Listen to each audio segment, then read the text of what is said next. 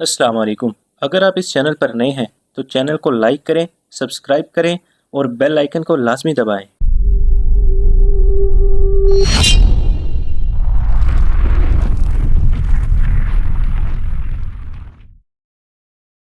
चलते चलते मैंने इर्द गिर्द देखा तो ताहद नजर एक हमवार मैदान नजर आया। माहौल कुछ ऐसा हो रहा था जैसा फजर की नमाज के बाद और सूरज निकलने से कबल का होता है, यानी हल्का हल्का उजाला हर तरफ फैला हुआ था। उस वक्त इस मैदान में कम ही लोग नजर आ रहे थे, मगर जो थे उन सब की मंजिल एक ही थी। मेरे दिल में सवाल पैदा हुआ कि इनमें से कोई नबी या रसूल भी है। मैंने सालेह को देखा, उसे मालूम था कि मैं क्या पूछ रहा हूँ। कहने लगा, वो सब के सब पहले ही उठ चुके हैं, हम उन्हीं के पास जा रहे हैं, क्या उनसे मुलाकात का मौका मिलेगा? मैंने बच्चों की तरह इश्तियाक से पूछा। वो चलते चलते रुका और धीरे से बोला, अब उन्हीं के साथ जिंदगी गुजरेगी। अब्दुल्ला, तुम अभी तक नहीं समझ पाए कि क्या हो रहा है। आजमाइश खत्म हो चुकी है, धोखा खत्म हो चुका है, अब जिंदगी शुरू हो रही है जिसमें अच्छे लोग अच्छे लोगों के साथ रहेंगे और बुरे लोग हमेशा बुरे लोगों के साथ रहेंगे। असल में बात यह थी कि मैं अभी तक शौक से नहीं निकल सका था।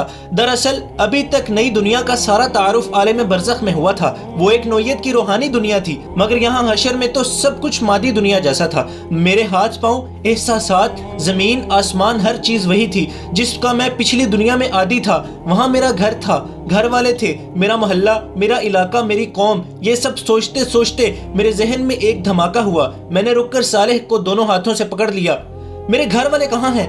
मेरे रिश्तेदार, अहबाब सब कहाँ हैं? उनके साथ क्या होगा? वो नजर क्यों नहीं आ रहे? सालेह ने मुझसे नजरें चुरा कर कहा, जिन सवालों का जवाब मुझे नहीं मालूम वो मुझसे मत पूछो। आज हर शख्स तन्हा है, कोई किसी के काम नहीं आ सकता। अगर उनके अमाल अच्छे हैं तो यकीन रखो वो तुमसे आ मिलेंगे, उनके साथ कोई ज्यादती नहीं होगी। और अगर ऐसा ना हुआ तो सालेह जुमला नामुकम्मल छोड़कर खामोश हो गया। उसकी बात सुनकर मेरा चेहरा भी बुझ गया। उसने मेरे कंधे पर हाथ रखकर मेरा हौसला बढ़ाया और कहा, अल्लाह पर भरोसा रखो, तुम खुदा के लश्कर में लड़ने वाले एक सिपाही थे, इसलिए पहले उठ गए हो, बाकी लोग अभी उठ रहे हैं। इंशाल्लाह वो लोग भी खैर के साथ तुमसे मिल जाएंगे, अभी तो तुम आगे चलो। उसकी तसल्ली से मुझे कुछ हौसला हुआ और मैं सबक रफ्तारी से उसके साथ चलने लगा। हम हवा के नरमो तेज झोंकों की मानिंद आगे बढ़ रहे थे। इस चलने में कोई मुशक्कत ना थी बल्कि लुत्फ आ रहा था। न जाने हमने कितना फासला तय किया था कि सालेह कहने लगा, अर्श इलाही के साए में मामून इलाका शुरू होने वाला है। वो देखो, आगे फरिश्तों का एक हजूम नजर आ रहा है, उनके पीछे एक बुलंद दरवाजा है, यही अंदर दाखिले का दरवाजा है। मैंने साले के कहने पर सामने गौर से देखा तो वाकई फरिश्ते और उनके पीछे एक दरवाजा नजर आया, मगर यह अजीब दरवाजा था जो किसी दीवार के बगैर कायम था, या शायद दीवार गैर मरई थी, क्योंकि दरवाजे के साथ पीछे की सिमत कुछ नजर नहीं आ रहा था। गोया एक नजर न आने वाला पर्दा था जिसने दरवाजे के पीछे हर मंजर को ढांप रखा था।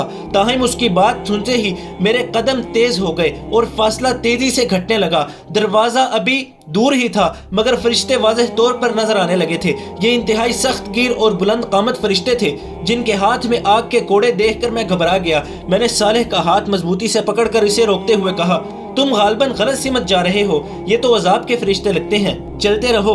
उसने रुके बगैर जवाब दिया। नाचार मुझे भी उसके पीछे जाना पड़ा, ताहम मैंने इतना एहतमाम कर लिया कि इससे 2 कदम पीछे रहकर चलने लगा ताकि अगर पलट कर भागने की नौबत आए तो मैं इससे आगे ही हूँ। सालेह को मेरे एहसासात का अंदाजा हो चुका था। उसने वजाहत करनी जरूरी समझी, ये बेशक अजाब के फरिश्ते हैं। मैंने उसकी बात दरमियान से उचक कर कहा, और यहाँ इसलिए खड़े हैं कि आगे जाने से कबल मेरी पिटाई करके मेरे गुनाह झाड़ें। वो मेरी बात सुनकर बेख्तियार हंसने लगा और बोला, देखो अगर पिटाई होनी है तो तुम्हारा भागना मुफीद साबित नहीं होगा। कोई शख्स इन फरिश्तों की रफ्तार और ताकत का मुकाबला नहीं कर सकता। वैसे तुम्हारी इत्तला के लिए अर्ज है कि ये तुम्हारे लिए यहाँ नहीं खड़े हैं, बल्कि ये इसलिए खड़े हैं कि खुदा का कोई मुजरिम अगर इस सिमत आने की कोशिश करे तो उसे इतना मारे कि वो दोबारा इस तरफ आने की हिम्मत ना करे। हमारे करीब पहुँचने से कबल ही उन्होंने 2 हिस्सों में बंटकर हमारे लिए एक रास्ता बना दिया।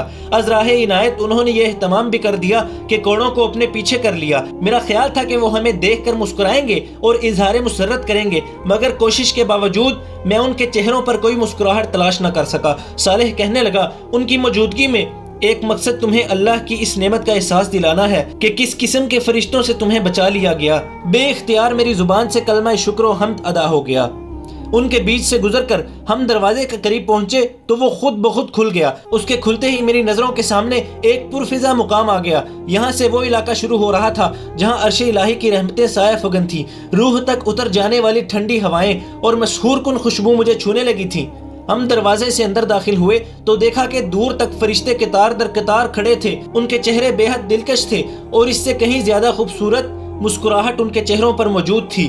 یہ ہاتھ باندھے مؤدب انداز میں کھڑے تھے۔ ہم جیسے ہی ان کے بیچ سے گزرے، دعا و سلام اور خوش آمدید کے الفاظ سے ہمارا خیر مقدم شروع ہو گیا۔ ان کے رویے اور الفاظ کی تاثیر میری روح کی گہرائیوں میں اتر رہی تھی اور ان کے وجود سے اٹھنے والی خوشبوئیں میرے احساسات کو سرشار کر رہی تھیں۔ یہاں داخل ہوتے ہی مجھے یہ محسوس ہوا کہ میرے اندر کوئی غیر معمولی تبدیلی آئی ہے، لیکن اس وقت میری ساری توجہ فرشتوں اور یہاں کے دلکش ماحول کی طرف تھی، اس لیے میں زیادہ توجہ نہیں دے سکا کہ میرے ساتھ کیا ہوا ہے۔ میں اس کیفیت کو بس یہاں کے ماحول کا اثر سمجھ رہا تھا۔